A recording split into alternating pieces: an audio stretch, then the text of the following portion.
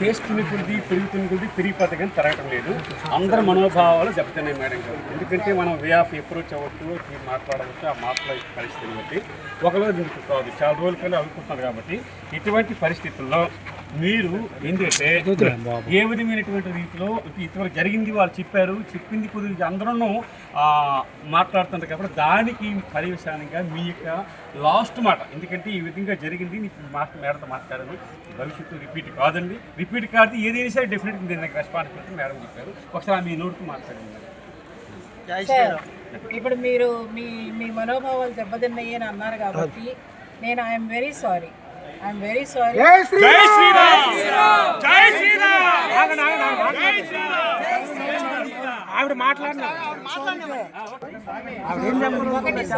ఒకటి ఇప్పుడు స్కూల్లో ఉన్నప్పుడు కంపల్సరీగా అటెండెన్స్ అనేది నెససరీ అండి.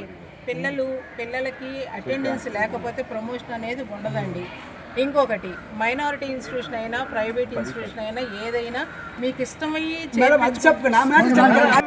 ఏదైనా అయినప్పుడు మన ఇంట్లో మనందరం కూడా వ్యవసాయదారుల కుటుంబాల నుంచే వచ్చాం కాబట్టి వీళ్ళు ఎక్కడికన్నా వెళ్ళాలి అనుకుంటే ఎగ్జామ్స్ టైంలో వెళ్తే మాత్రం కష్టమే అవుతుంది.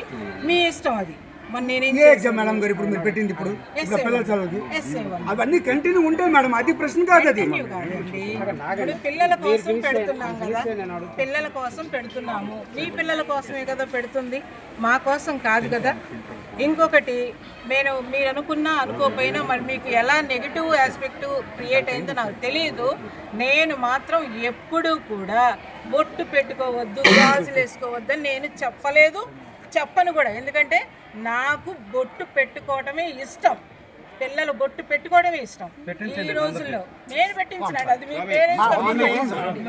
మీ పేరెంట్స్గా మీరు పెట్టించుకోండి. నేనేం చేస్తానంటే ఇప్పుడు బొట్టు పెట్టుకోవద్దని నేను చెప్తే కదా నా తప్పు. నేను బొట్టు పెట్టుకోవద్దని నేను ఎప్పుడూ చెప్పను, ఎందుకంటే నాకు ఇష్టం పిల్లలు బొట్టు పెట్టుకొని రావటం. మీరు ఇంకొకటి అంటున్నారు, మీరు మీ క్రిస్టియానిటీ గురించి చెప్తున్నారు. Ever we say about Christianity sir ఇక్కడ, ఎందుకంటే ఇక్కడ ఉన్నది 99.9% హిందూసే ఉన్నారు అందరూ.